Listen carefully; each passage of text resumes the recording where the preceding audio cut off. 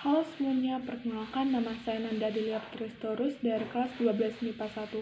Hal ini saya akan melakukan praktikum pertumbuhan dan perkembangan pada makhluk hidup dengan kacang hijau sebagai media tanam dan subjek percobaan yang akan saya lakukan. Tolong disaksikan praktikum yang akan saya tampilkan. Terima kasih.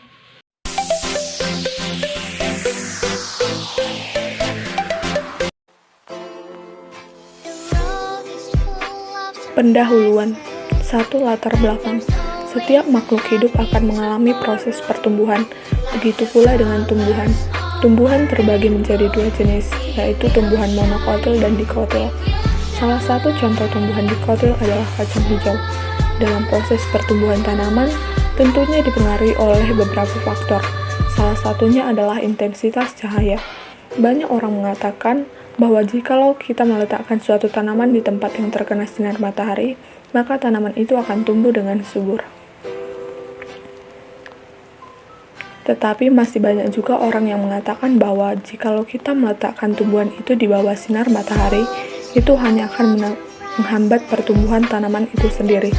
Berkaitan dengan hal tersebut, perlu diadakan praktikum untuk mengetahui pengaruh cahaya terhadap pertumbuhan kacang hijau. Rumusan masalah. 2. Rumusan masalah.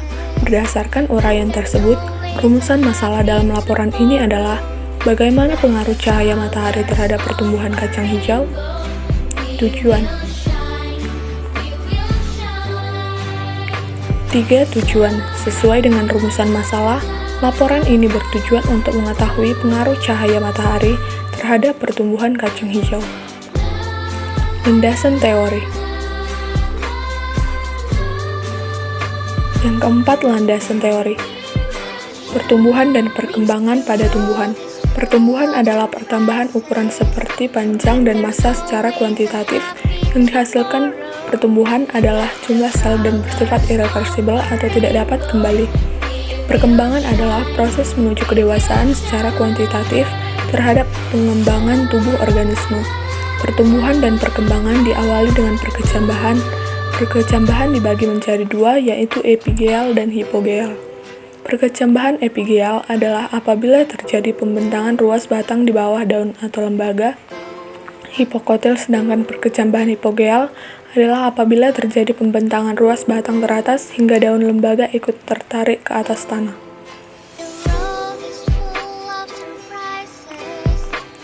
2. Pengaruh cahaya matahari. Tumbuhan memerlukan jumlah cahaya yang berbeda untuk proses fotosintesis.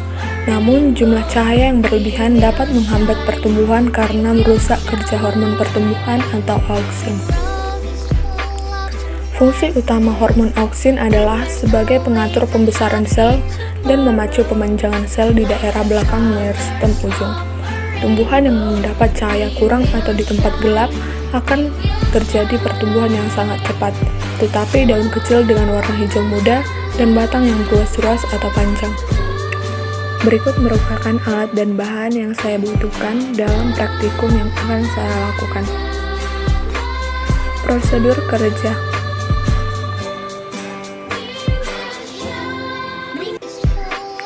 Pertama-tama, siapkan 2 buah gelas plastik kosong.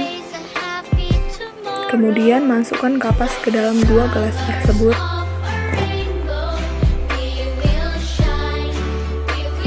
Tiga, masukkan kira-kira 1 sendok biji kacang hijau ke dalam gelas-gelas tersebut.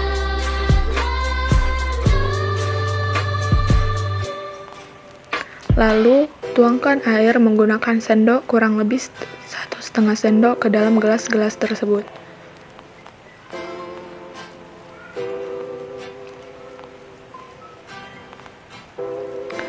Selanjutnya, tambahkan label dengan tulisan tempat terang dan tempat gelap untuk membedakan di mana kita meletakkan kedua gelas tersebut.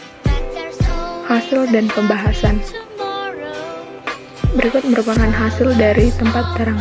Berikut merupakan pengamatan saya selama 7 hari terhadap pertumbuhan kacang hijau di tempat terang. Tempat gelap.